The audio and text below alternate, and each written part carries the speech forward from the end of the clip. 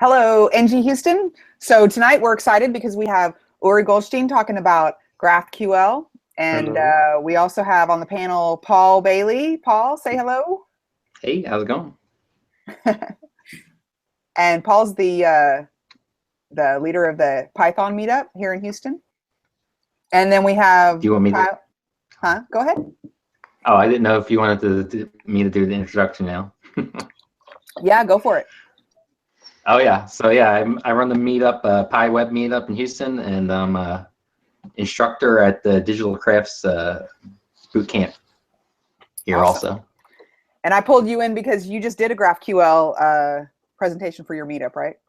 Yes, for Python. Cool. Awesome. Well, welcome. So next we have Kyle. Kyle, you want to say hello? Oh, sure. I'm Kyle Cordes. I work at a company called Oasis Digital, and I'm a teacher at a thing called Angular Bootcamp. So we kind of go through the basics of Angular really often. So I know all the basics ridiculously well. But we've used GraphQL and Apollo GraphQL in a real project already. So I'm really excited to be part of a panel. I'm sure I'll be able to grill with some really good questions. Awesome. I'm glad you could join us. Okay, Keith, we know Keith, but say hello, Keith. Hi, yeah, I'm Keith. I work at CollabNet as a UI technical lead in DevOps. I'm occasional presenter here with ngHouston, and I've got a couple of projects where I'm using GraphQL and Apollo GraphQL as well. So really looking forward to this talk. Yeah, and it's Keith's fault that you're here because he's the one who brought my attention to GraphQL, and now I'm excited about GraphQL too. So yeah, it just goes around. Okay, and then we have Ivan. Ivan, you want to say hi? Hello, everyone. I work for Improving. I'm a consultant over there, a principal consultant, and I am simply a full stack developer. Just a humble developer. I have no specific expertise. I'm very, very, very interested in GraphQL, as is my 3-year-old daughter. Awesome. Okay, well, with that, we're going to, I forgot myself. I'm Bonnie. You guys know me. I run the meetup. I've been doing this since 2015, and I'm pretty excited about Angular, and I'm pretty excited about GraphQL, and I'm really happy that you're here with us, Uri. So why don't you go ahead and take it from there? Thank you for that lovely introduction. I'm Uri, and I talk to you now from currently in Israel. And it's 2:30 here, so if I'll talk too slow or something, then wake me up or yell at me or something like that. And I work for the Apollo team at Meteor Development Group. And I do currently in the last year or so, I've been working on like infrastructure around GraphQL, which I'll talk more about it today. I started with the Angular integration, basically on top of Apollo Client, which is our way to query a GraphQL on your JavaScript clients. And lately, in the past 3-4 months, I've been working on our GraphQL subscriptions library, which those are kind of like the newest addition to the GraphQL spec, which actually gives you a standard of how to do real-time pushes from your server to the client, which is very exciting to me at least. Yeah, I hope to at least to talk a little bit about that as well. And yeah, I have the slides that I gave on ngConf and also the same example app. Maybe I'll start with that because on ngConf I didn't have a lot of time to talk, so I talked really fast. And so maybe this time I'll talk slower, and maybe you can stop me for questions. And also I think it would be a good start or a good introduction for some people that still haven't heard about GraphQL. Or maybe heard the name and are not sure exactly what it is, or they think maybe it's just like a graph library or like, I don't know, any other thing. So yeah, so maybe I'll start with that. That's perfect. I saw you at ngConf and I was like, they didn't give you enough time to talk about this. We want you to talk for an hour. Yeah, I talked really fast. I think like I at some point I think I told people that they can watch me on YouTube and slow motion me or something. So yeah, it was pretty Awesome. exciting. Because by the time you were done, I was starting to get really interested, and I was like, wait, go back. What did you just say? That's why you have YouTube. Mm-hmm. So yeah, so I'll start a bit about that, and I think today, at least from in that slides, I'm more focusing more on the client part of it, because most of us are Angular developers.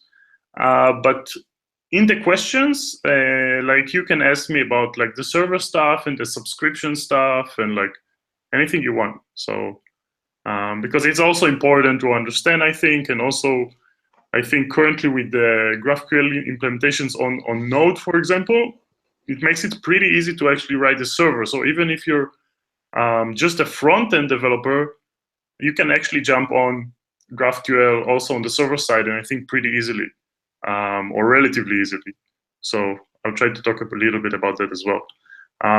So tell me if you see my screen. And I have so weird a lot of open stuff here, but We do see your screen. okay, good. Yep. So here is a nice. Oh, how can I hide the Google Hangouts thing? Wait. Okay. Yep. Okay, so here is a nice background of the Earth. Yeah, so I'm going to talk today about managing data with GraphQL across your Angular apps. And the reason I'm not saying like query over the network with GraphQL is because you can actually, GraphQL is a broader subject than just like querying data over the network. You can also so yeah, maybe so okay, so I'll start like that. Like GraphQL is basically a query language. Maybe I even skip the slide for a second and just show you like GraphQL.org, which everyone should go into. So basically here you can see GraphQL is a query language. We can define a schema, basically define our data, how it looks. For example, here we can see a project, and the project has a name, a tagline, and contributors. Now this project can sit in a server, it can sit on our local data, like local storage, it can sit in any way, any place we care about or we want to query data from. And then as clients, we just need to say in this form, which is a very simple form, what we want to get. For example, here we want a project, and we want a specific project, just the project that is named GraphQL, and we just want the tagline. We don't want anything else. And in response, we will get basically, whether it's from the network or whether it's from our local storage, we will get that project and just the tagline, even though basically in that database or that server can return more information, we will get exactly the information that we want in the structure that we want. So this is why in that slide, basically, I'm saying managing data with GraphQL, because I can manage data across my Angular app, and I'll talk a little bit also about why is it a problem, actually, and why not just use whatever you're using today. But also, I can query the data over the network. So I'll focus here, like I said before, I'll focus more on the client side of stuff, because most of us are client developers. So on the client's part, like we're building more and more modern apps, and our frameworks are getting better. Like Angular is becoming super fast. Angular 4 like can render super fast. The initial load, the bundle size is super small. They're doing a bunch of work to make like the apps actually like the rendering performance are no longer holding us back. So our apps are loading very fast, and they're rendering very fast, and the animations and transitions are amazing. So everything is great. But that means that actually, at least in my opinion, there's another bottleneck that the Angular team, at least for now, is not taking care of, and this is the network. So So let's say, and what do I mean by the network? Like we can render the page very fast, but still sometimes we need data in order to render the page. So data, the page will display, for example, here, it will display a comment. Like I'm submitting a comment here, and then I'm displaying a few comments that I'm bringing from the server. Now, what you see here is just a simple example that I always show the same example just because I recorded once those GIFs and now I keep using them. But basically, I'm submitting a comment, and then I need to send that comment over the network. And that's okay. So that's why we have spinners, and it's just a common case. Like we can't do anything about it. But the thing is, when we say we can't do anything about it, it's actually not that true. Like we can do many things in order to make our apps, even though we have a network latency between the app and the server, we can make our apps actually behave much better. If you can look on I think it's on your right side, but maybe I'm wrong. But one side has a spinner, and the other side, actually, the comment is displayed instantly. Now, it's the same app and the same network. The only difference is that I'm storing that comment immediately on my local storage, and then later on, like on the background, the comment goes on the network and saves to the server.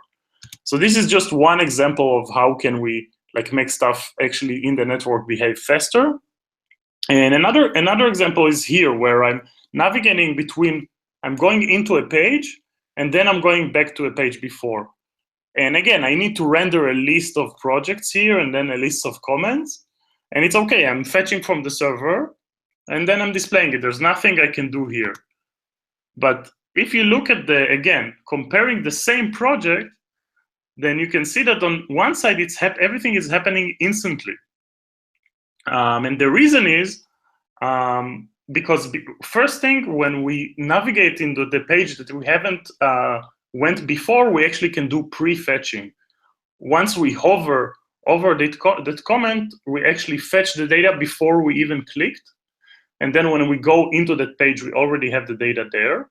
And then when we go back, we already bought that data. So it's in our local storage. There's no need even to go to the network.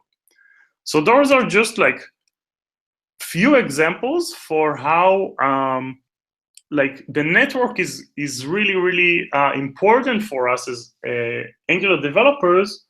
And we should be aware of that, but we can also mitigate this problem and actually make our apps feel like much better. Because I feel like sometimes when I talk to a lot of Angular developers, it's like the network is just the thing that you fetch from it. You know, like you just do the HTTP request and that's it. But I think as front-end developers, we should really care about those stuff, because it can really affect, like you saw before, it can really affect the way that our apps work. So this was just like a kind of a very, I don't know, petty introduction to why we should at least care about data. And now I can talk a little bit about how GraphQL and Apollo helps us with, are helping us with this problem, both over the network and also in managing the data inside our app. And there's a list here of stuff that Apollo is basically. So Apollo is a library that my team is writing, Apollo client, that actually gives us a lot of tools in order to make managing data and managing data over the network much easier and much better. So a little bit of background about GraphQL. GraphQL was invented by Facebook for this app that you see here. This is the first mobile app that was created by Facebook, and some people remember that from the very big announcement from Mark Zuckerberg that HTML5 is not good and stuff like that. And basically, so everyone remembers actually that the HTML app was slow because of HTML. And it's true, like at that time, HTML wasn't like as fast as like our Angular 4 framework that we use today. But there was another very big part of why this app became much faster, and this is GraphQL. GraphQL actually was invented for that specific app because Facebook had the existing servers, but they still needed to have a much better API, a much more efficient API, but over their existing servers. They didn't have time to rewrite their own servers. So that's when they invented GraphQL, which I showed you before. It's basically a query language that you can query information, but it's a very simple query language. So for client developers, it actually makes sense. You just describe it. It's very similar to a JSON structure, and then you get back actually a JSON structure that is exactly in the shape that you requested. So like I said, Facebook today is using it actually everywhere. Like GraphQL is powering all of Facebook. GitHub is using that as well, and also they made a public, public API. They're using it internally for a while. Now there's also, by the way, a public API for Shopify with GraphQL. There's, I think this week, Yelp actually opened their public API with GraphQL.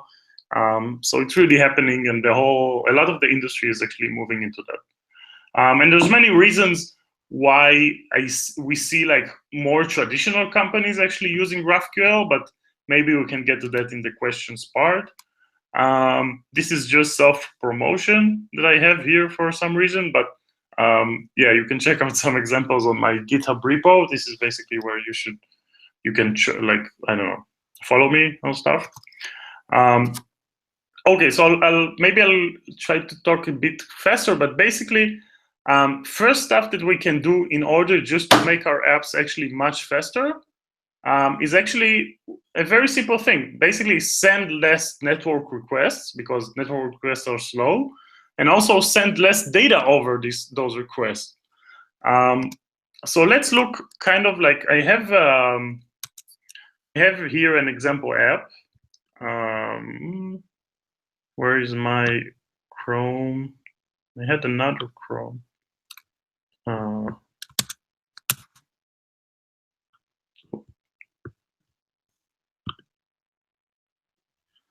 Where is my other Chrome? Oh, here, sorry. Okay, so I have here like an app, a WhatsApp clone app. And you can see that I have chats and like stuff like that, and here I'm logged in as Uri, and here I'm logged in as Camille. So I can go into the chat, and sorry for my very lousy CSS skills, but I can write here a message, hello, and it will be pushed here. So it's a very simple chat app, and I have also like few chats here, and that's nice. Now, let's talk about this main page where I have a list of chats. So how do we actually, like, if we use REST, traditional REST, what do we need in order to actually render this thing? So usually we call the server, and then we get back a list of chats, and that's for each chat we're getting like some information that we need to display. So we get a bunch of like different requests happening, which is, I mean, we send a lot of requests, and also when we actually call user.chats, we're probably gonna get a lot of information that we don't really need, because we just need the IDs of the chats. Now here is like one very, very example of how a GraphQL query looks and behaves. I can tell, like, I want the hero and the hero's name, and I'll get back just the hero's name. And I want the height and the name, I'll get the height and the name. So if we're looking, so this is one thing very powerful with GraphQL. You can also see it looks very, very simple. And another very powerful thing is that I can query multiple types or multiple resources like chats and people and all those different kind of like data types. And those data types can come from also maybe different sources, like different servers or I don't know where. And I will get all of this, doesn't matter how deep the hierarchy is, I will get everything back in one single response. Maybe I'll just demonstrate that. It's the best way to show that. So Let's look at how a GraphQL query actually looks. So what I want to do here now is actually I want to get a chat, and let's say I want to get the IDs and the name and all kinds of stuff like that. So let me just like simplify stuff here.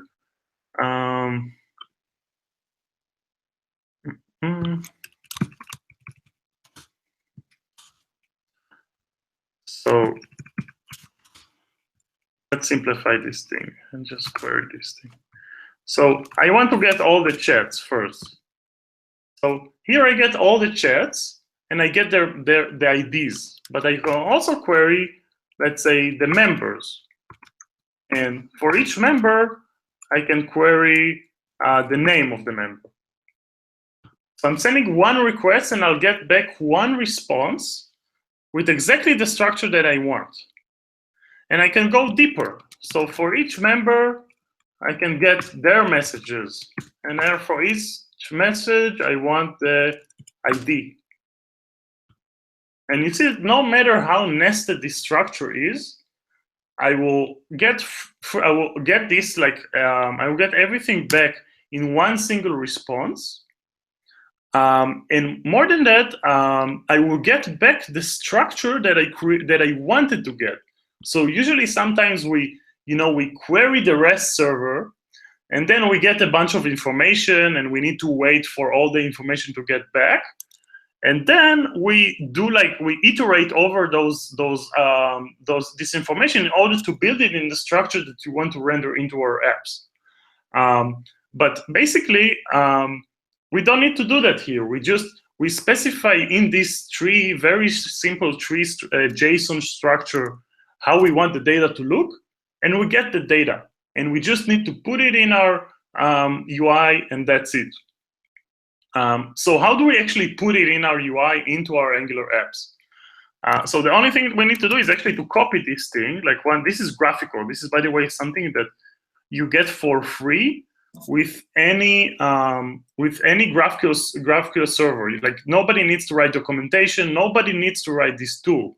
Like, we have docs here, and all of those docs are actually like automatically generated. Like, we don't need to do none of it. We just comes out of the box, so no need to write any more documentation any longer.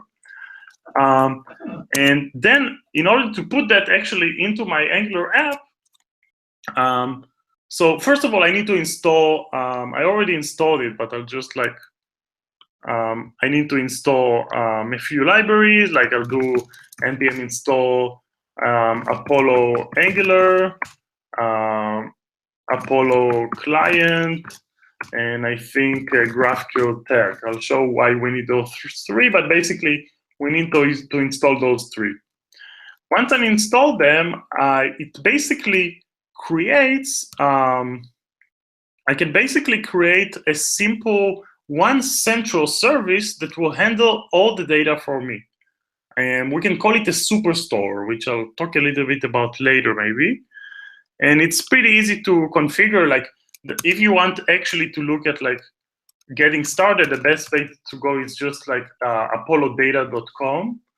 Like, there's many clients, and like you can just go to get started, and then the Angular part, and you get a simple getting started and how to actually interact with it. Also, I think, by the way, here you can get a simple example, with Angular here. So you can just look at a simple example actually inside your browser. So anyway, once you configure this thing, then I can actually go to that chats page. And here I already copy pasted this thing, but I'll just like do it again, just so, I don't know, maybe it will be clearer, but you just do this.apollo. This is how we can actually call the server. And then we do watch query. And for watch query, we just need to send an object that takes a query.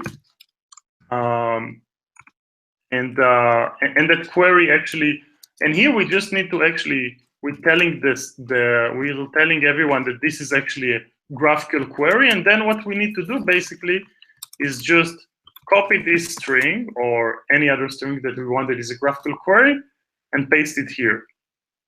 And in a very simplistic way, this is everything we need to do, and then we get an observable here. So we can map over this observable or do whatever we want, and also just save this. So we have actually like a chats variable here, so we can just save it into the chat variable. Now this already exists, so I'll remove that, so we can see the actual code from the real query that actually also holds some kind of filters and also IDs. So we can actually send variables into this query. For example, here we want the chats for a specific member. So we have the logged in user ID here. We send it as a member, and then we just declare this variable here, and we send it to the server. So this is basically how we query simple data. And when we'll do that, we'll get the list of chats here, and we'll get it in exactly the same way that we got it here, like one single response that will be rendered here into our page. Now, just like another small example for something that a lot of people are asking, with GraphQL, you don't need also only to query data. You can actually also write a mutation, which is actually changing data, like a post request. So I've created before like an example, but basically I'll hide this, for example, just to make it simpler. This is just a function. So it's like calling a function on the server. Create message. Create message has an author ID, a chat ID, and content. So I can send actually those variables here. I'll show that in a second. But the powerful thing about GraphQL is that when I'm sending a function to the server, like submitting a form, I can decide what data will I get back. Like in REST, usually, I defined like I get from the server like whatever, like true or false or all kinds of weird stuff that I can't even anticipate it. But here, I can actually submit a query, and when I'm submitting a message, I will actually get back the structure, the same structure like I got here, and I can define it as a client developer. So this is very powerful, and adding it to your Angular application, it's pretty simple.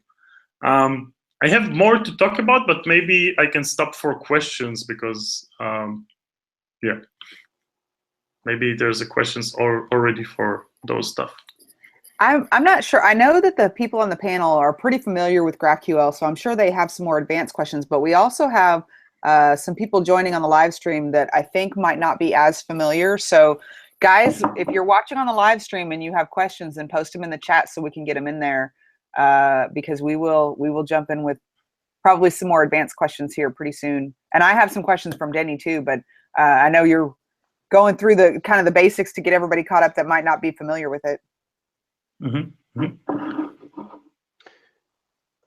I do have one question, and I don't know, maybe this is slightly more in the advanced area, but I saw that you had some TypeScript type definitions that were helping with the query there. And I'm curious, how did you generate those to assist with your queries?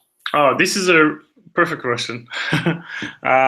So the interesting thing about GraphQL is that it's statically typed. So if you look at the schema, maybe I'll share the screen really quickly again. Just looking at the schema. Where is a good example of the schema? Here. Okay. So if you look at this thing, then you basically get a type. You declare a type, and then you have the fields, and for each field you declare is a string. It's an array of characters, whatever. Now, this maybe looks very similar to TypeScript or any other typing languages out there.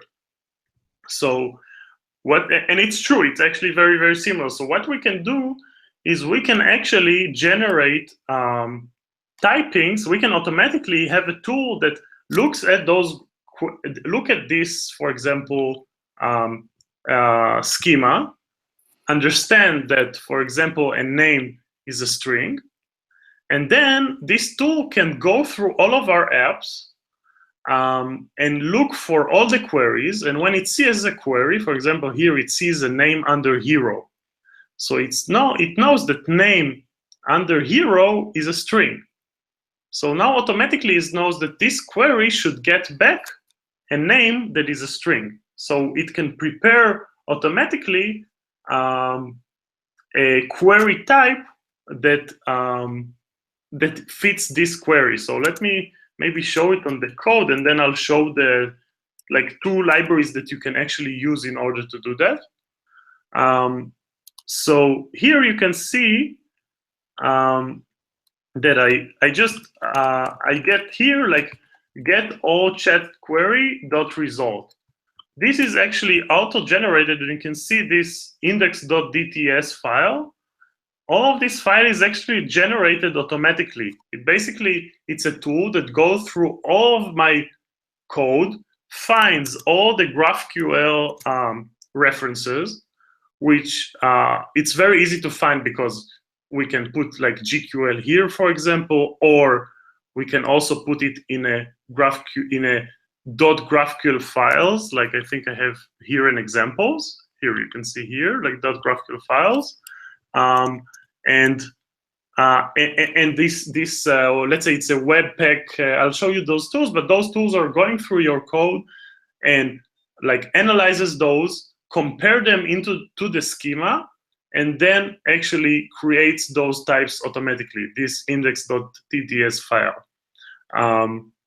Now, the interesting thing about it is that not only this tool generates TypeScript files, but also, for example, you can see here that my IDE is doing, WebStorm is doing the same.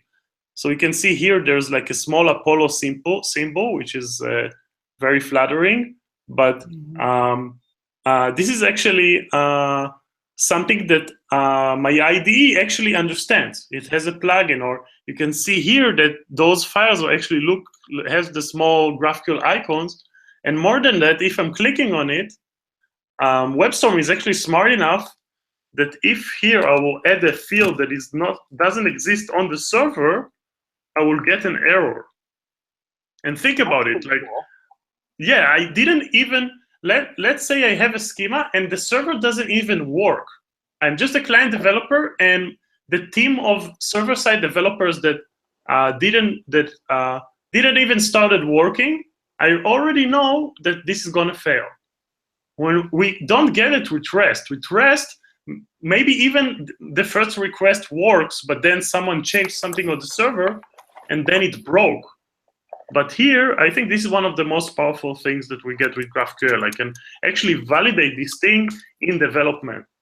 And there were many other technologies in the past, like WSDLs and all kinds of stuff like that that was supposed to have that promise. And I used to work with them actually, but this is the real deal. For me, I'm really excited about this because this is actually really saves time and really gets this promise that you can work separately between the client and the server, and it will actually save you time.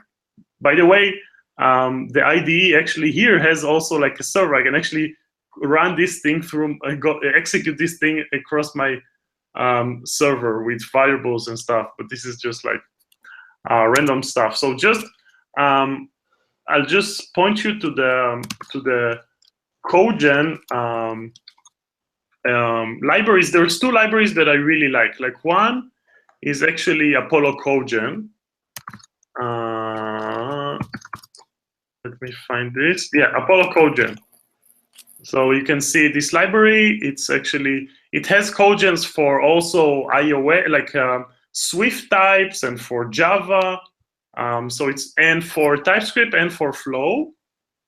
And another very nice library that I personally really like is this one, Dotan Simcha GraphQL Code Generator. which is actually, if some of you used to work with Swagger definitions, like it's actually very simple, the same concept of Swagger, which you basically you define like the generator, and you can very easily customize it. So you can customize it actually to create actually functions, you know, and all kinds of stuff like that. So yeah, those are two very powerful libraries that you can use in order to get like automatically static typings and stuff like that. Nice.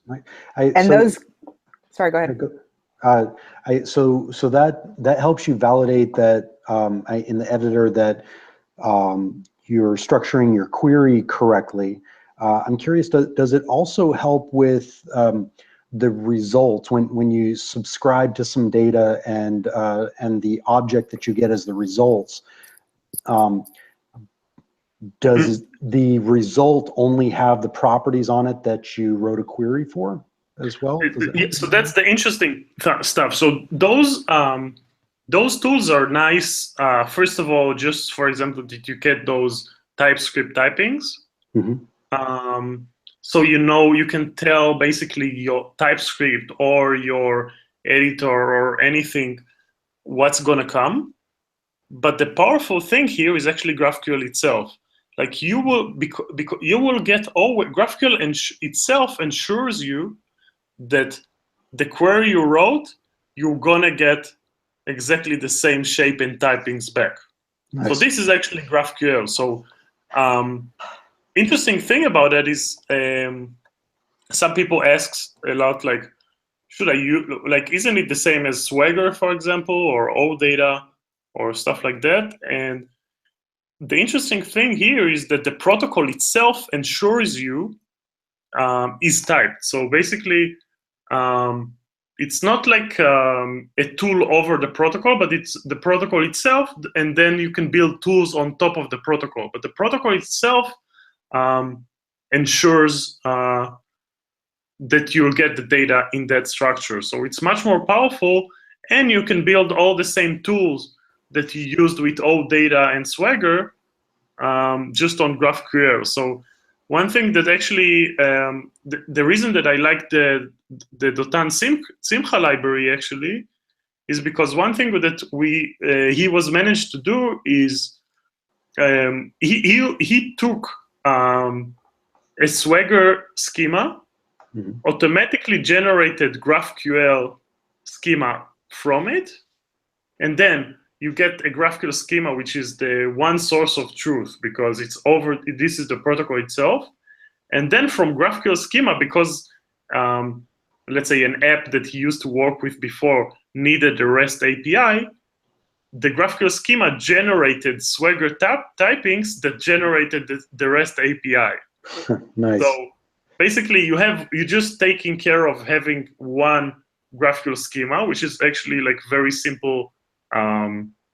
It's very simple syntax, like you saw. It's just like the simplest syntax that you can have, and then you just generate like REST endpoints or even functions. You can actually generate Angular services that call those REST endpoints, or you can actually generate actually like Angular services that call the GraphQL endpoints, and you don't even need to write that because you can actually like just generate codegen them. That's cool. Yeah, that is pretty slick. Hey, Uri, when you get a minute, there are some more questions over in the chat. Oh yeah. Let's see how difficult it is to update, refresh the schemas after a change. So if you had a new attribute to hero called hair color or something, it's back in change like so. Great question. So I used to work with SOAP and WSDLs in the past. And one of the problems is exactly this question. So you get the strongly typed data between the clients or between the parties, but then everyone needs to share the same like WSDL definition, for example.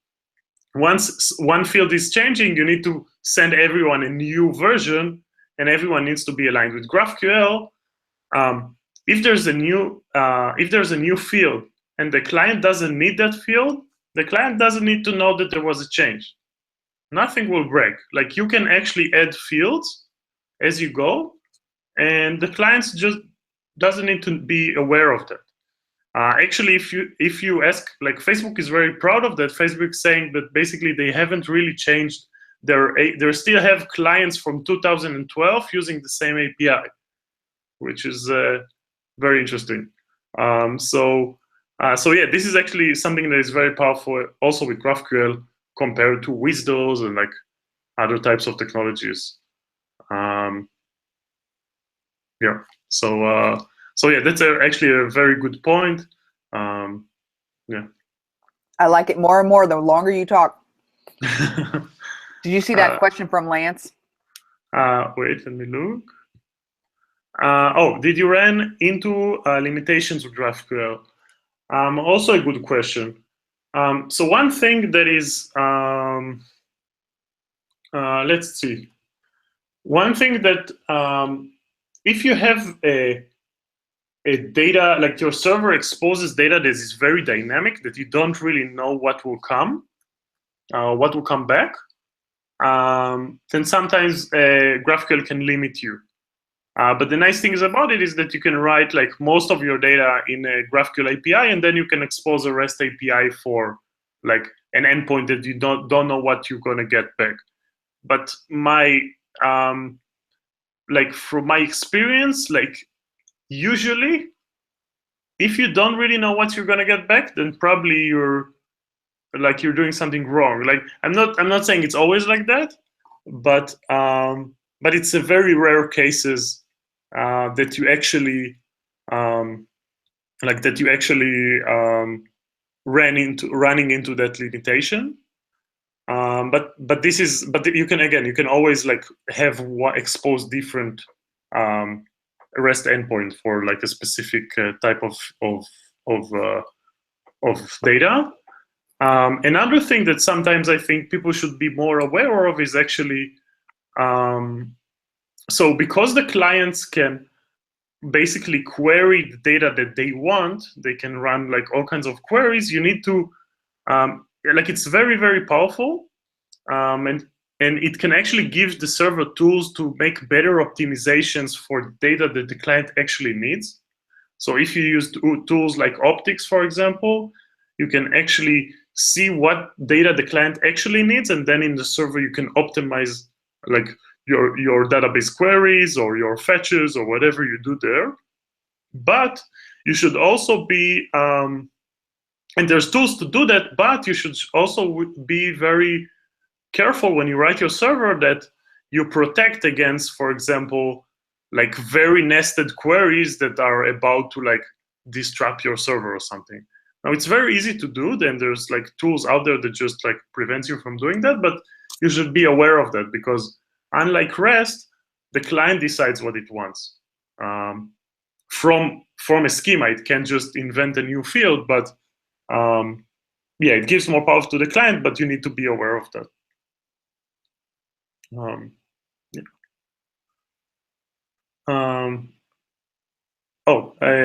Kyle, yeah. I typed in my question so you could read it. Okay. Yeah, I'm just gonna repeat your question. I can repeat it. I'm online okay. here. So what I was asking about is a lot of teams, a lot of developers are still they're still kind of absorbing the change of Angular versus what they were using before. It's large, it's complex, it's powerful, it's a big deal, right? So they feel like they've spent a lot of energy on that, and so also presenting them with the idea of moving from REST JSON, whatever Spring Boot, whatever they're using behind the scenes to make it easy to do that, and tell them instead they're going to write a GraphQL server and learn a new way of creating servers. Like there tends to be resistance to that, not in any bad way, but just that there's so much to learn. How can we do all this? What else can you say to help people understand to like be less scared? Like how can you make GraphQL less scary? That's a great question. Okay, so I think so I see that in two ways, or maybe more ways, or we'll see later if it will sum up into two or more. One thing is, first of all, I agree that the change from Angular 1 or any, like, depends on from where you're coming from, but Angular, then writing like modern web apps is very different today.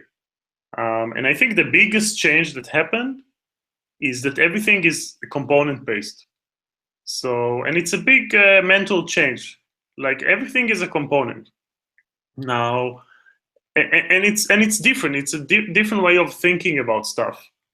And I think inside in the Angular community, like, okay, we understood that everything is component, but everything is based off of components, but it didn't really thought how it actually affects the way that we treat data inside our apps. And when we think about so the stuff that we do in order to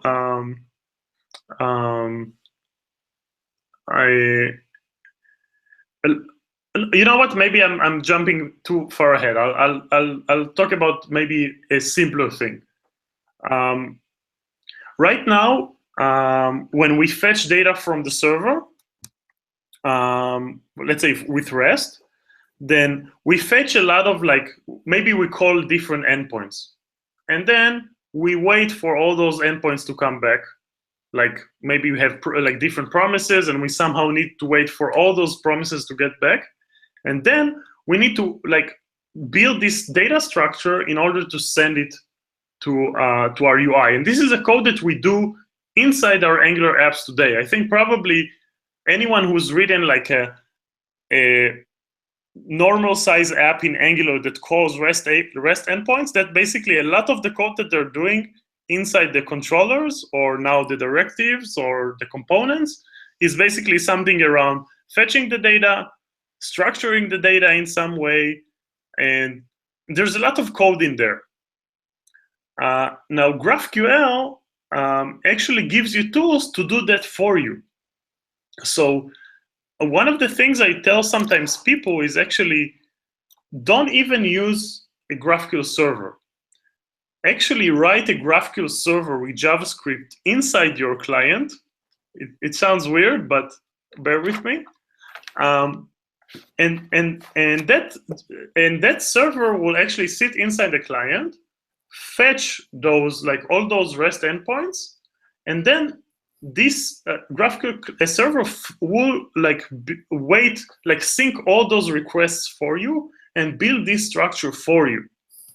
So basically, if you're using this GraphQL server inside your client today, you can delete a lot of code. A lot of code. All the code that you do to manage data and to sync requests, you can just delete that code. And then you can just leave it inside your client, which sometimes people do because they don't want to deploy a server or whatever. Or you can just copy paste the same code, put it on an old server, and you get a GraphQL server, and you're done. And now suddenly you became a server developer as well. It sounds weird, but actually I submitted a pull request to Angular.io to explain people how to use GraphQL in their apps, and I actually think this is probably the easiest way to explain, because it's just like, I just showed there how you can delete all the code that you put today in services, and you just can delete this code, basically. So it makes so just think about today, like, look at your current applications, look at the code, that how much code that you write into, like, managing your models and syncing server endpoints and stuff like that, and think that you can just, with GraphQL, you can just throw it away. I'm oversimplifying it, but yeah, I guess this is the biggest thing for me. Like,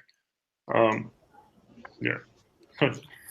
It sounds really cool, but I'm not really sure how does that look? Like, say that was one of Denny's questions earlier, actually. If you have like a MySQL backend already, how would you go about converting that into GraphQL? Okay, that's a good question. So there's few things. So we can look at it from few different perspectives. Let's say we're just Angular developers and we don't want to break out of our. Maybe, you know what? Maybe I'll show an example. Let me just share my screen quickly. You know, we're having fun if you start live coding for us at 3 o'clock in the morning. Oh, yeah, it can't end well, huh? Other two, just to jump in on that last question, you know, if you think of like a REST API, you know, you go into a new job or you go into a new service, you have to learn that REST API, where now with GraphQL, you kind of have a standard interface. You have the tools that you can kind of just search what data types are available. And now, sure, you're learning like GraphQL, but it's kind of a standard that like, you don't have to go in and learn everyone's REST API and what are the different endpoints and what are the URLs. You have a standard interface that works for just all the different types of data. Are you talking about that Chrome extension that he was showing us? Yeah. Yeah, I kind of love that. That's actually a great point. Like before I go into, yeah, thanks for the help. I really needed that 5 years ago.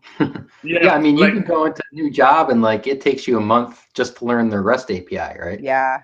So now you kind of have a standard that's more, you know, that can move around wherever you go, whether it's a new service, a new job, whatever. Same standard interface, just different data. I've even had that problem with code that I've written, and then I go back and I'm writing something new and I can't remember what I named that parameter. Yeah, that's a great that's a great example. Like I think, and a great explanation. Like what you can see here is basically this is auto-generated for you. You get all your queries, all your mutations, which is actually like post requests, and all your subscriptions, which is like your real-time parts of how to do real-time. Maybe I'll talk about it in the end. But then I can just look at everything. You know, I can ask for all the chats, but I also see here that I can filter and I can order by, you know, created at async, descending, like any way I want. I have a search, whatever I need. So you're right. Like it's actually learning. Learning a GraphQL API is much simpler, and this is also the reason why all those companies that I mentioned before are displaying their public APIs in GraphQL, because they don't want to maintain, you know, all kinds of docs, and like here, like people can just start hacking around and doing stuff.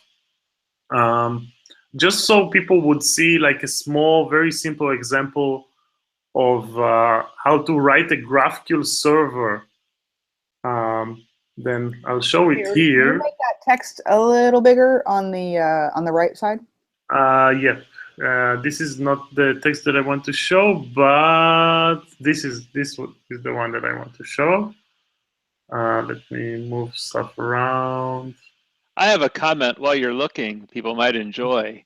So what we found is that writing a GraphQL server is much easier. It's like it's much better experience than writing a RESTful server. Right, so like just in terms of the amount of work and pain, it's a huge improvement. Even if you didn't even if you ignore all the client benefits, it's a great benefit on the server. That's how I felt moving to TypeScript after doing AngularJS for so long. It's so much easier. Yeah, those are two great questions. Like points. Like for the one about TypeScript, like we use TypeScript and we love it so much. But TypeScript is basically to confirm stuff that you know, that are inside our client-side apps. So those stuff that are we supposed to know. But think about it, that here you get the same reassurance that you get with TypeScript, but with your server developers that you might never meet. You know, maybe it's a third-party API, but you get the same reassurance. You know exactly what you're going to get, and it's not going to change underneath you.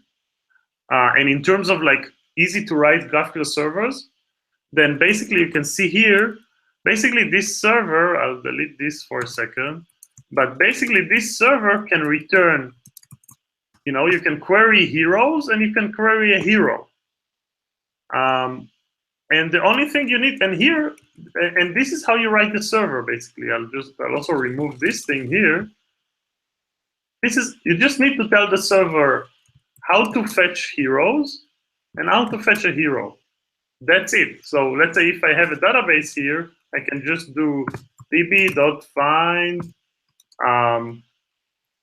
get heroes. Or maybe I just have I have a function get heroes.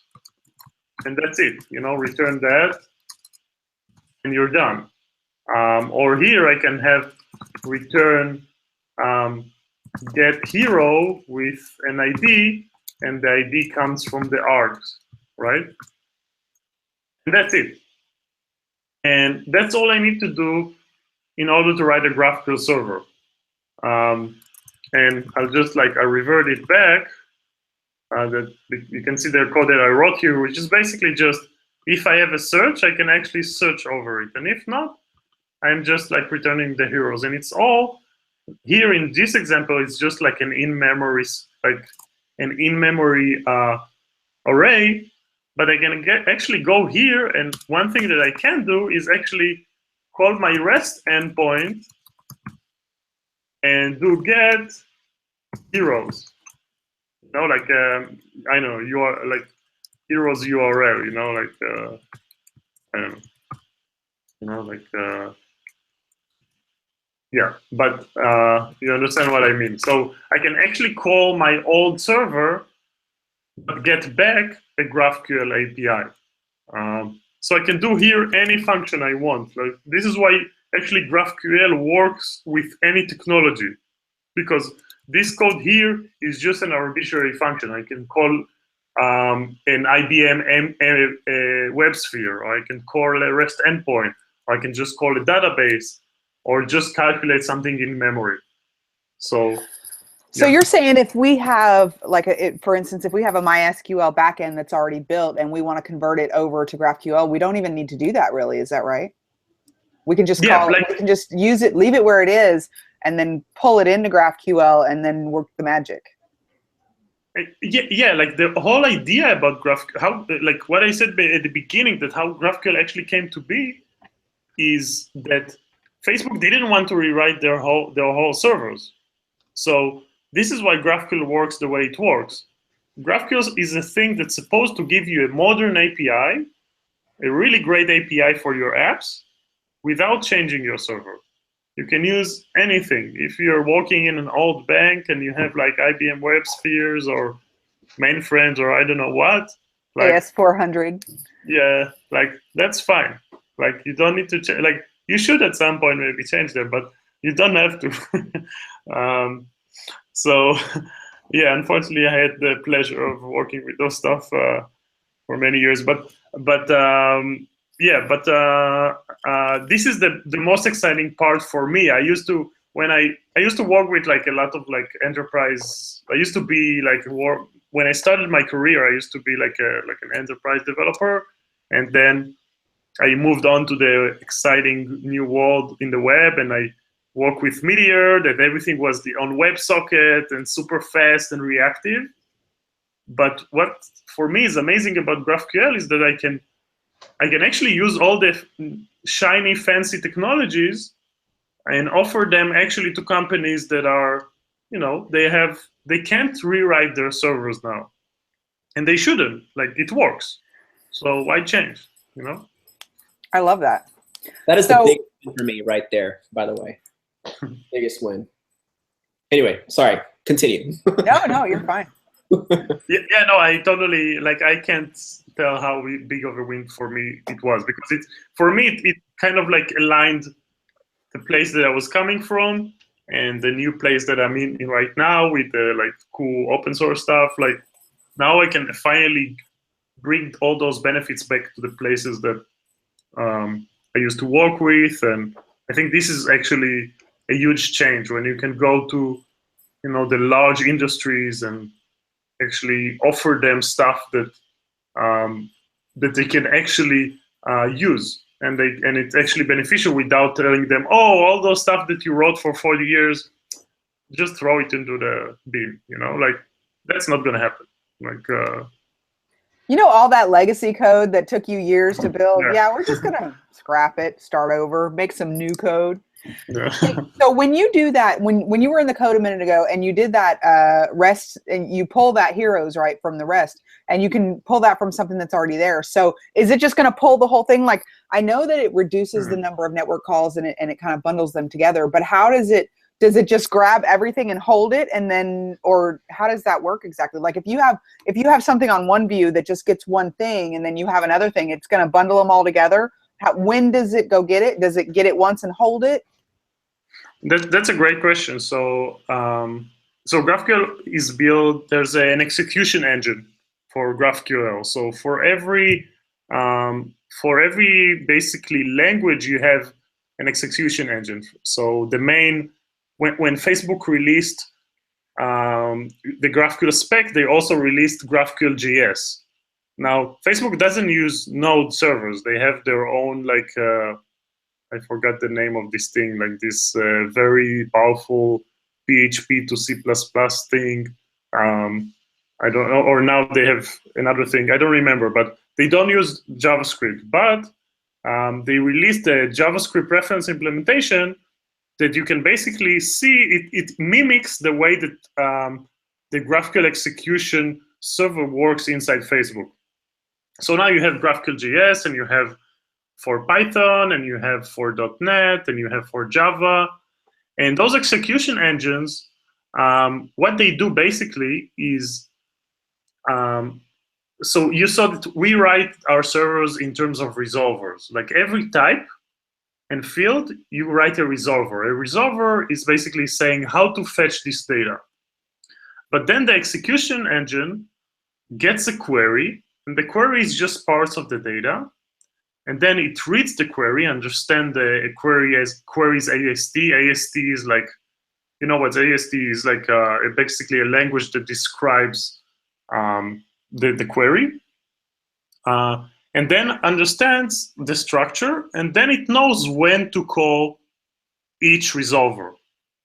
And so this basically, like the short version of it is that the execution engine does that for you. But the bit longer version is that you can actually use the fact that you know the query beforehand. You can actually optimize. And let's say that I have a query that calls friends and then calls the friends of the friends. Then we can actually write tools, and there are tools out there that you can just fetch the whole friends once.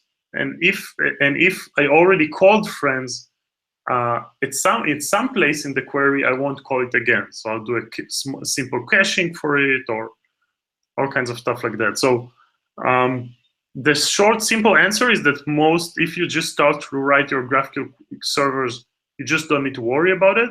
You just need to say, this is how I fetch the data, and the GraphQL execution will do the filtering for you. But you can also optimize it if you want. So it's not caching though. It's gonna, like if you have several different tables that you're pulling from in one view, it's gonna bundle those, and it doesn't matter if it's nested or if it's getting, because sometimes you have to call it back and then get, pass your parameters through. So it's gonna go and fetch that new data every time. It's just doing it all in a shorter time.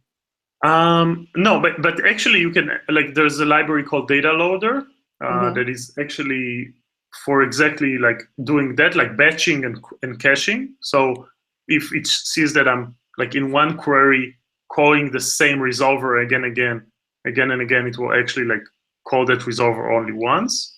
And also with like, because you can actually do with GraphQL, if you want to really optimize it, you can put like some kind of a monitoring solution, let's say optics, and then you can actually do caching in the field level. So you can actually do caching, for example, only for the name resolver, because the name doesn't change a lot. But let's say your balance change a lot. So if you're fetching a person and the person has two types, one is the name and one is the balance, you can actually cache just the name, and you don't need to cache the balance. So here's a tricky question. Make sure you're awake.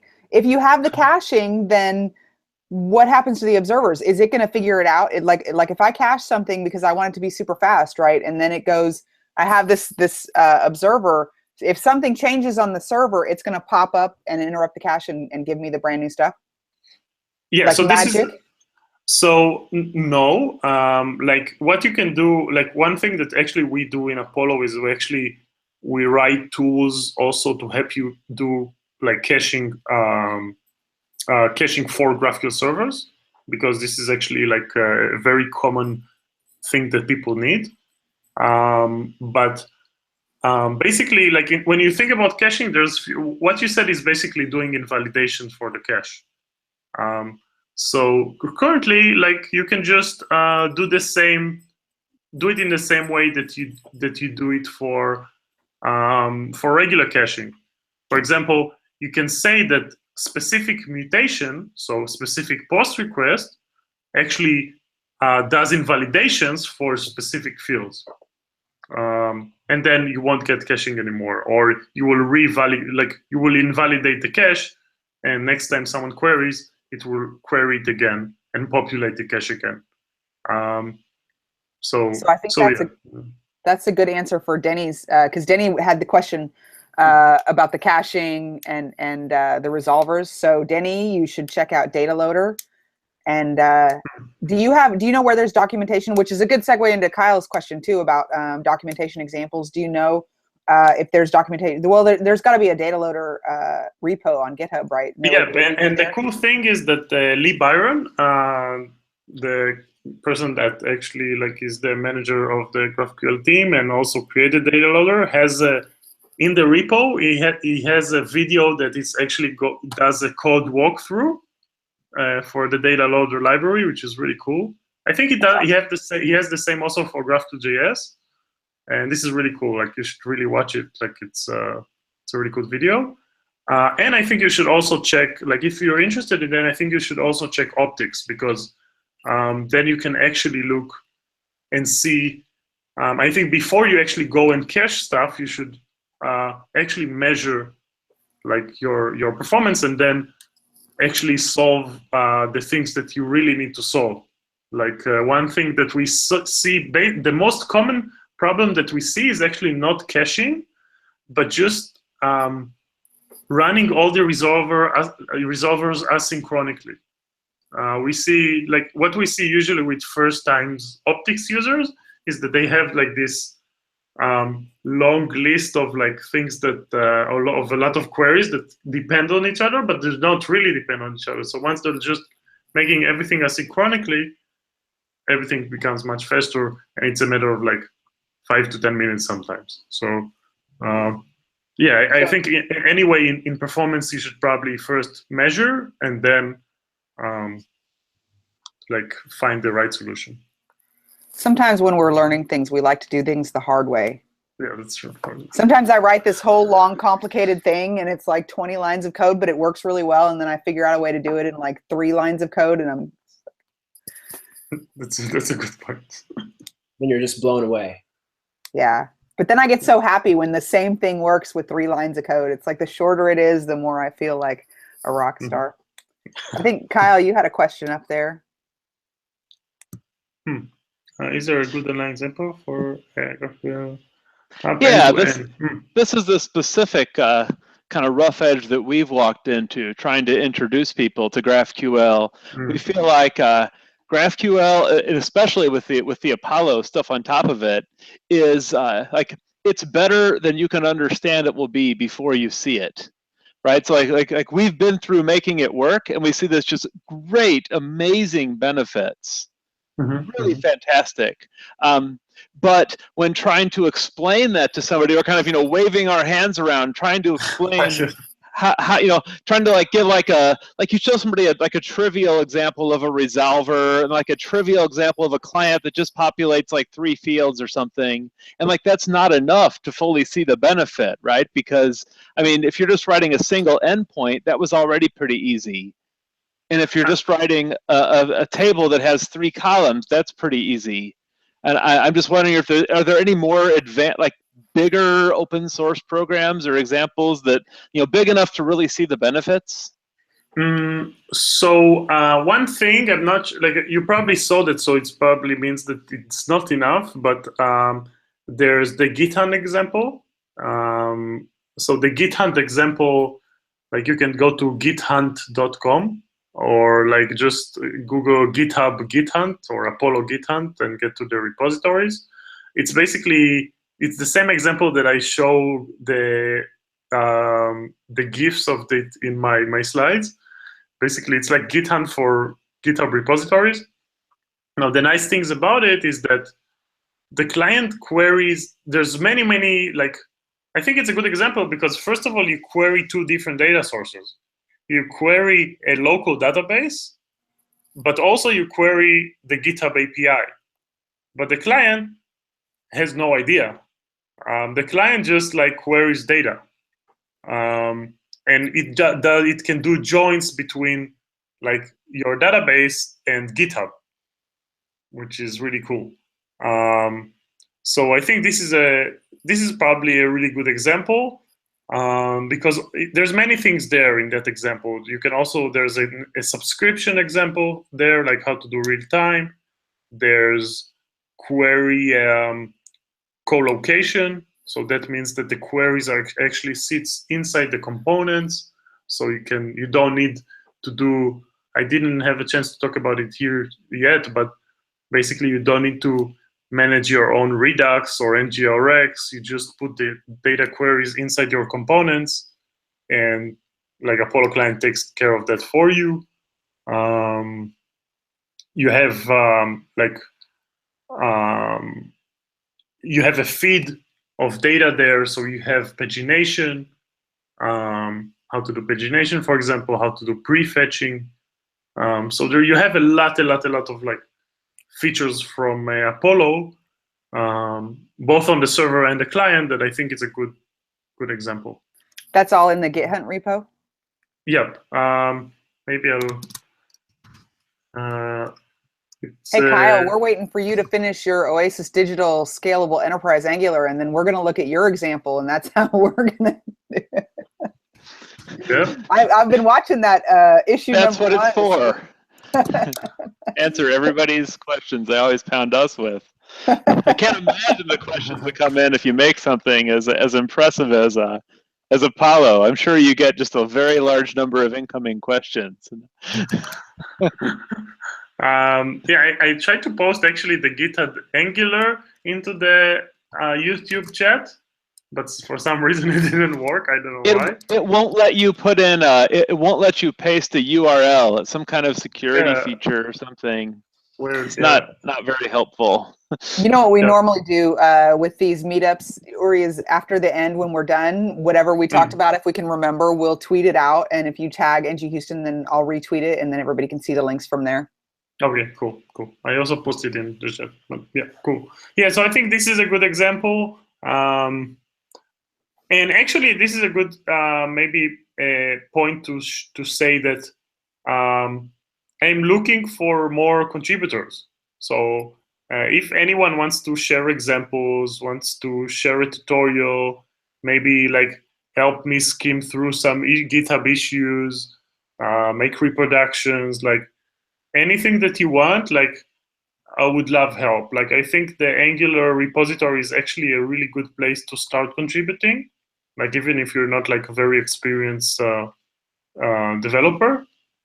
Yeah, and we actually have a Slack channel for Apollo, and you can go in and ask, how can I start helping?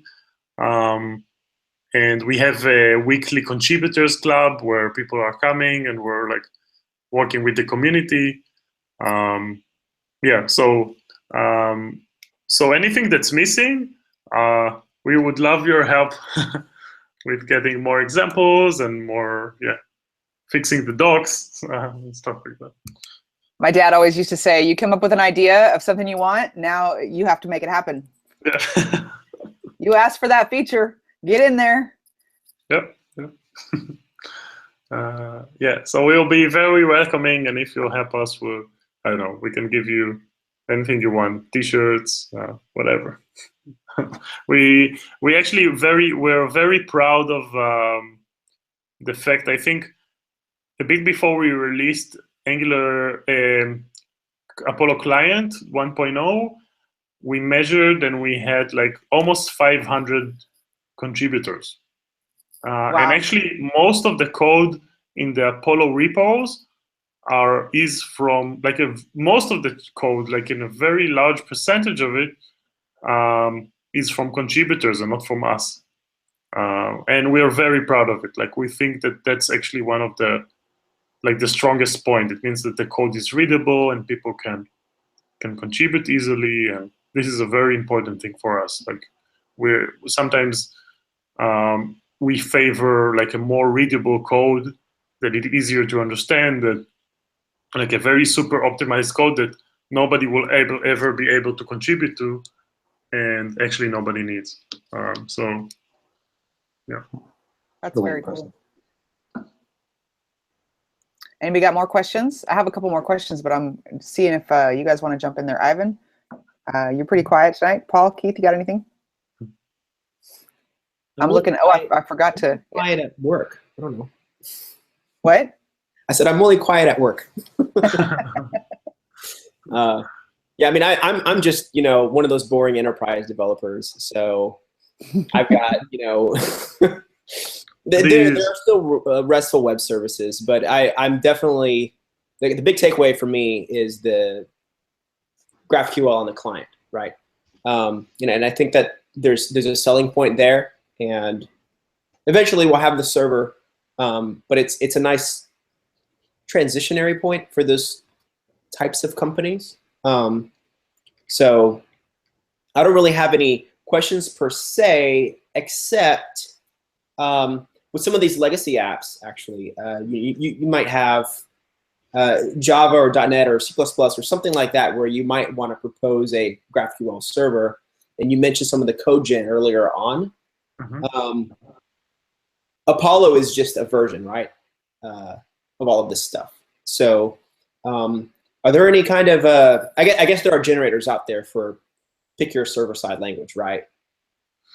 Yeah, more than generators. Like, actually, .NET and Java, you have the whole execution engine in .NET and in Java. And yeah, I think there are also like, in Python and Ruby. Yeah, for sure. Like, there's a list in GraphQL.org of all the languages. There's like endless like frameworks and languages that have the implementation, because it's a spec. GraphQL itself is just a spec. And yeah, I think like what you said about the client, I think for me, I see GraphQL can be very beneficial to the Angular community, for example. Right. Because it can give us a standard way of managing data, even just inside our Angular apps. So if we just place all of our data dependencies for components as GraphQL queries, and then if we have a GraphQL server, we query a GraphQL server. If we have a REST, we'll query REST. Doesn't matter. Then at least on our client side, all of the Angular apps will have one way of managing data. And currently, I haven't seen downsides of that. So of that approach that is called actually a query co-location. So some people use, in order to manage the data, they put it in services. Some people query the server from the parent component and just like populate all the data all the way up. Some people use Redux or NGRX. and then they have one central store that also, like, every time something changes, you need to change something in the central store.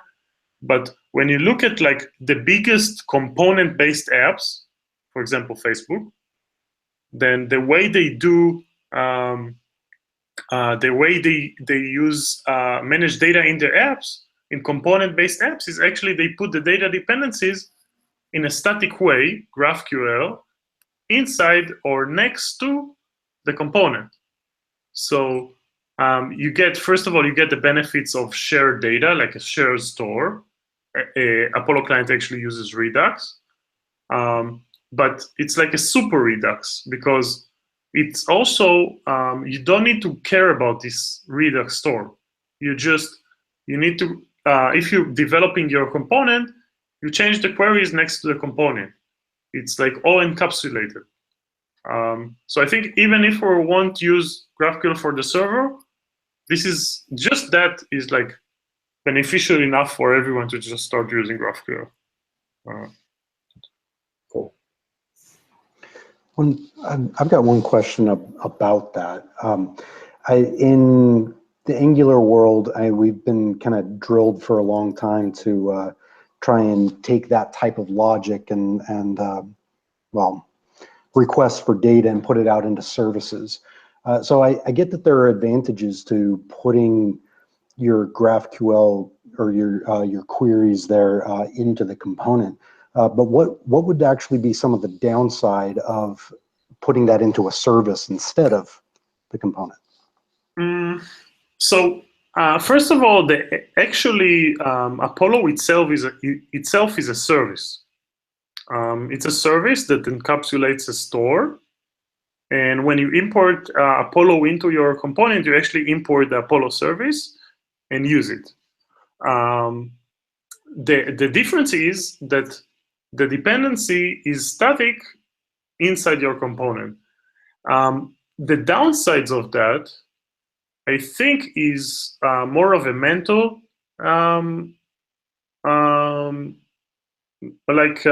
downside, where we were using to think in terms of OOP, right? Like we have a person, and the person, you can, I don't know, send money to the person or get money from the person, or I don't know if that's the best example, but like when we used to write our services in Angular, we basically modeled that like in a model way.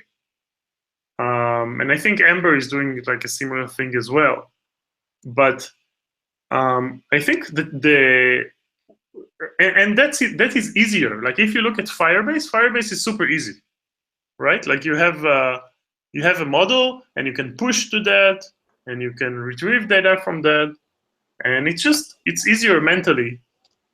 Gotcha. But I think if you look at like the way we write components today, then it's just the downsides of that simplicity are very, like, it's very, like, you can see those downsides very fast once your app grows.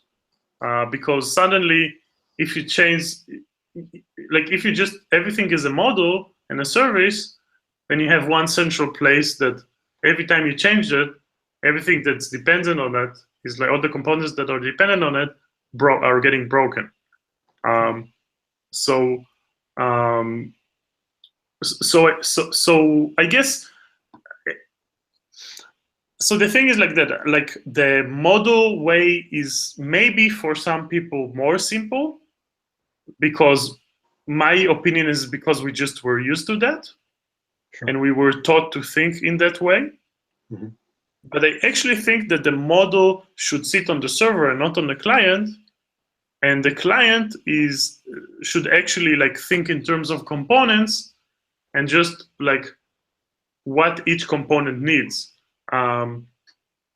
So I think I don't know if I'll do that now, but I think like when we're designing our apps, maybe just for, yeah, I don't know. So when we're designing our apps, like basically we draw it, like we draw a square and this is a component and it has like a parent component and like a child component and another component. And I think the simplest way is not to think now in terms of like modules, but just to think, okay, like this component needs 1, 2, 3. This component needs a hero, and the hero has a name and age. And that's it. And we don't need to and now we should have some, if we have something automatic that just fetches this data for us, and that's the only thing we need to do, then I think that actually is simpler than now like coming up with a model and then somehow syncing that model inside our app. So I think that that actually, like, if you go like one step further with the modern tools that we have today, it's actually, if you're designing your app from scratch like that, it makes much more sense. And I think maybe in my imagination, like, we should be able today to actually draw an app, draw components, specify for each component the data that it needs, and it should generate code. Because that's basically all you need to write in order to render your UI. And I'm pretty sure that like in few years, like definitely with GraphQL, it will come very fast. Like you would just like, this is how you will design your apps. Yeah, I don't know. I don't know if I went too far with this, but no, that's good. Yeah, it does seem to be a much simpler way of looking at an application, especially a component-based one. So, yeah, I love the idea of having a whiteboard behind you on these types of talks too. Very handy. I'm going to steal that idea actually. Yeah, I love that. Yeah, it's very quiet here now. It's I think 4 a.m. here, and so there's no one here, so I can draw whatever I want. That's awesome. Hey, this might be out in left field, but can you talk for a minute about GraphQL and Angular Fire? Do you know if there's any, do they play nicely? Is there conflict, or is there, how does that work? That's a good question. So, Angular Fire. So Angular Fire is basically based on, I think it's probably like a super simple solution in order to, like, if you know your front end, and you just need to join in to persist your data or to share your data between different clients. It's probably the simplest way to do that. It's very simple and it's great. Now, I used to work with Meteor, and I wrote the Angular Meteor library back in the day, and we basically did the same thing. So this is why I totally understand what you said about the model and the services, because you had the model in your client, and you just needed to sync that model, and that's it. It's all magic from there on. But and there's many reasons that I won't go into why this is like less scalable, but I guess the main thing is that the main thing that is important here is that Firebase has their own proprietary protocol, network protocol. So now if I wrote an app with Firebase, and now I want to change my server, I need to change my client as well. But if I wrote, because GraphQL is an open protocol, I can write an app with GraphQL and Angular, and maybe like there's also GraphQL as a service, kind of like a Firebase as a service, a Firebase with GraphQL services out there. But then when I want to move to my own server, or at least maybe parts of the data to move to my own server or other services, I'm not bound into those services. I can just change it, and I don't need to touch my client side at all.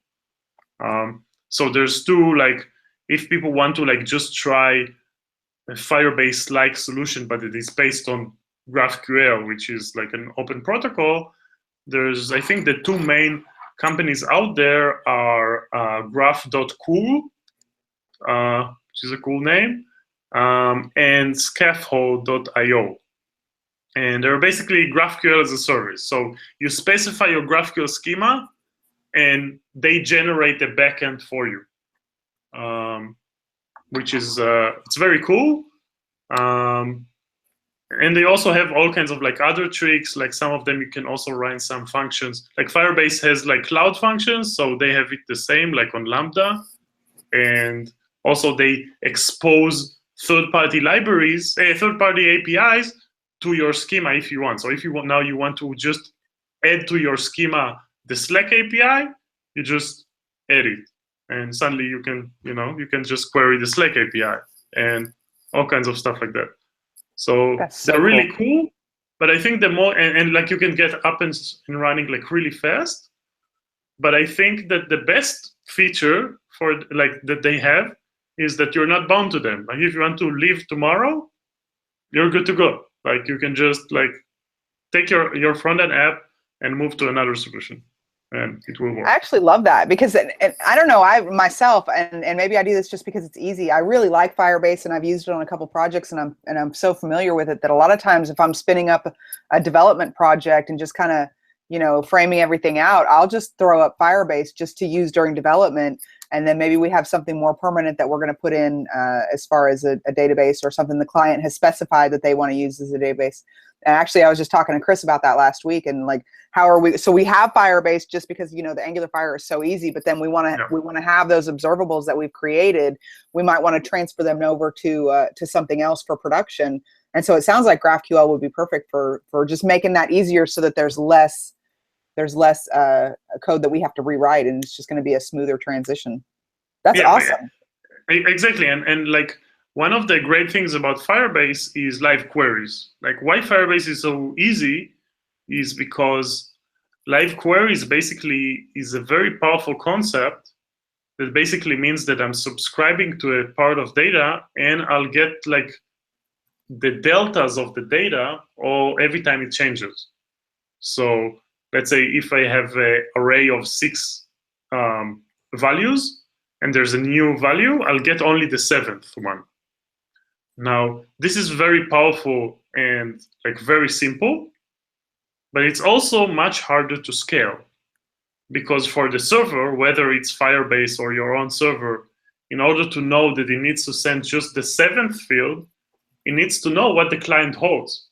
So now the server needs to have a state for each of the clients, which is very hard to scale.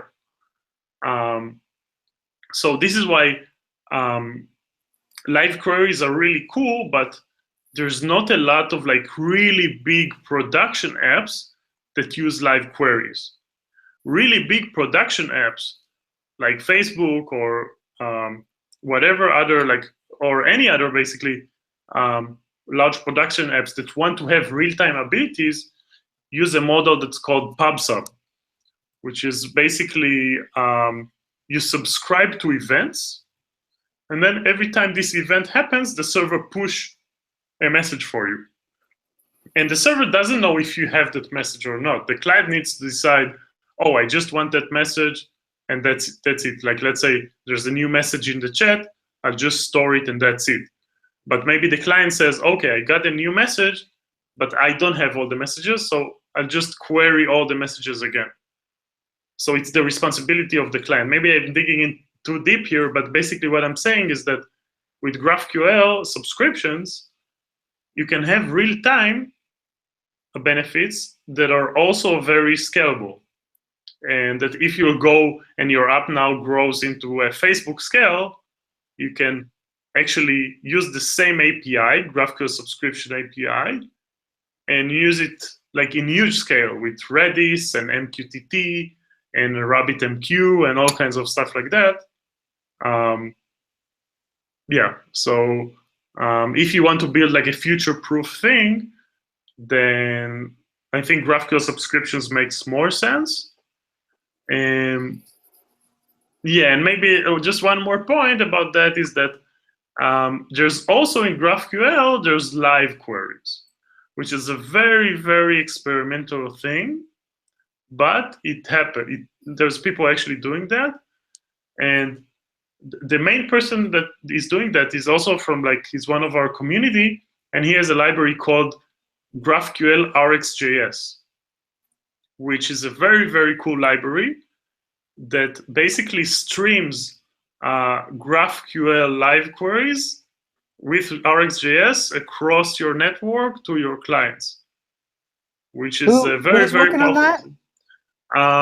His name is Hagai. His GitHub is CXD. No, wait. Let me just make sure that I'm not. Oh, okay. His GitHub is his GitHub is DXCX. So github.com/DXCX.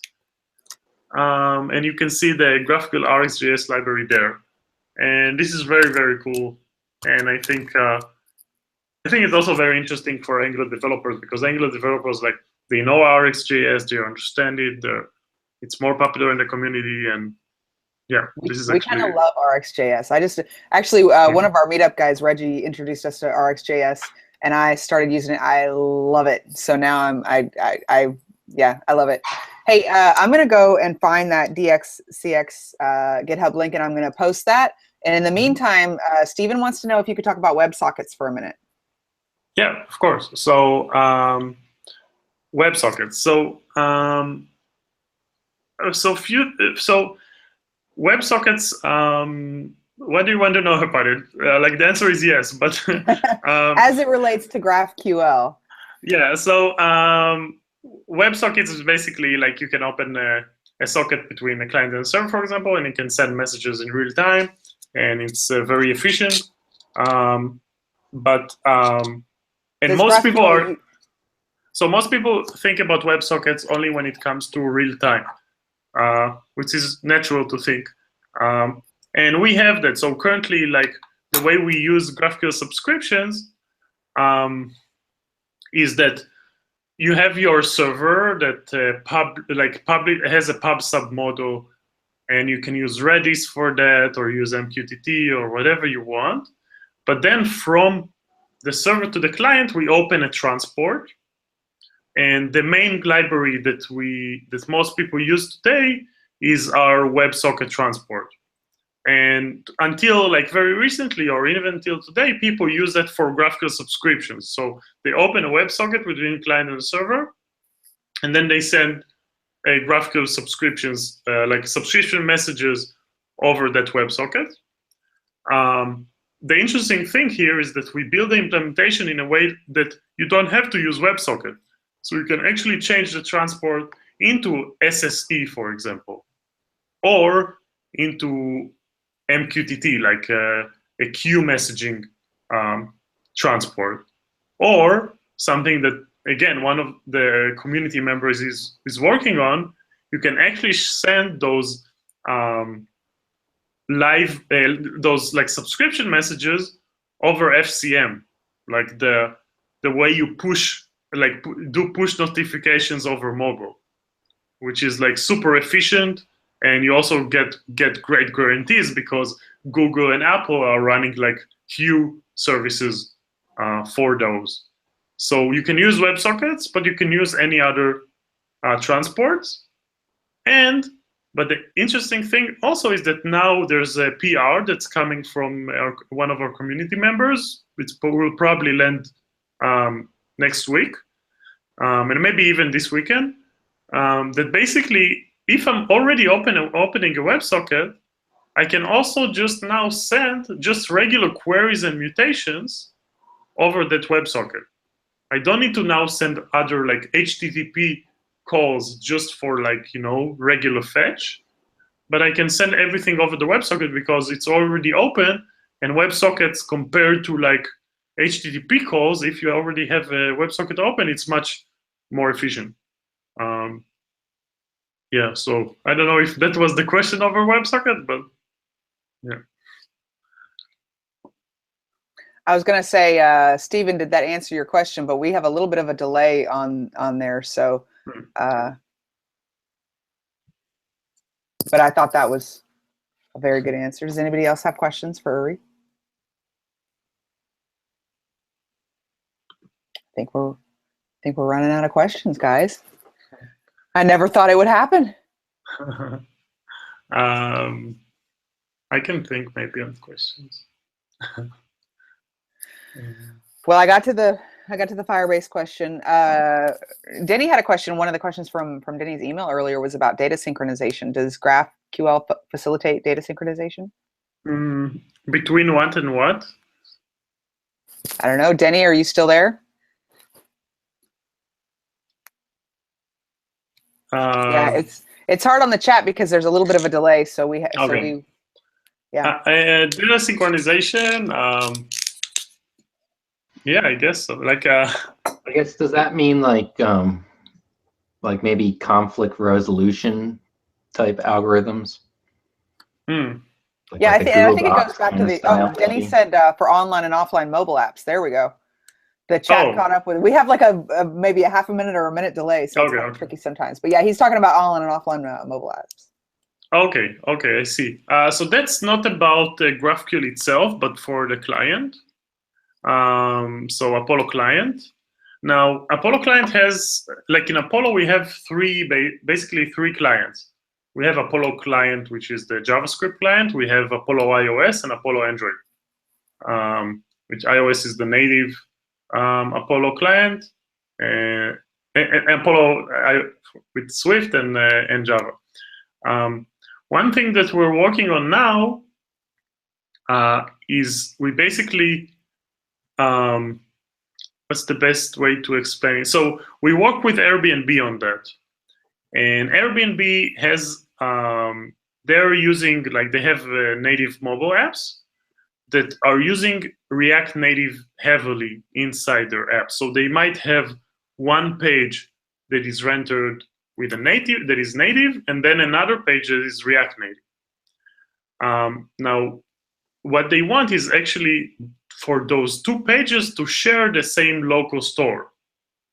So, for example, the JavaScript client uses Redux, and they're using like a native database, I don't know. So what we do right now, we're working on it, is to have the same API between the JavaScript client and the native clients.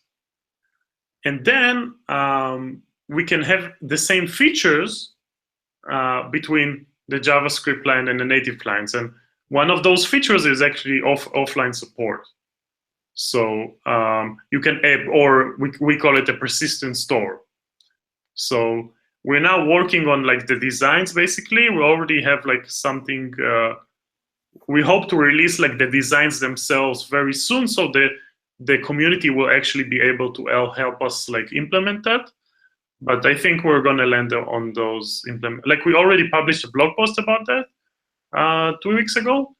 But probably the designs themselves will land next week or the week after, and then probably a few weeks after we'll have like a version that supports that. And actually, that version, once we have one store API, it means that basically it's also very easy to change Redux into NGRX, which is something a lot of people have been asking for, and also to MobX, which is another thing that like people from the React community has asked for. So yeah, so offline support comes very soon.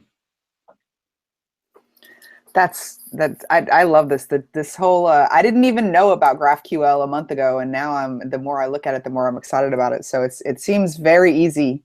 It seems like there's so much to learn in the mutations and everything, but all the documents are there. And I was looking at it on the website, and there's so much documentation, and it seems like there's more that we can do, but it's such a cool tool now that we can start using right now. So that's awesome. And I know it's like what, 4 o'clock in the morning there. So yeah, 4:15. You have been awesome. You've been a champ. We've been asking you all kinds of questions and throwing you, from left field and right field and switching around on topics, and you've done really great and keeping up with all these random questions from everybody. So I really appreciate it. I really appreciate you staying up in the middle of the night to come and hang out with us and chat with us and answer all our random questions. This was really awesome.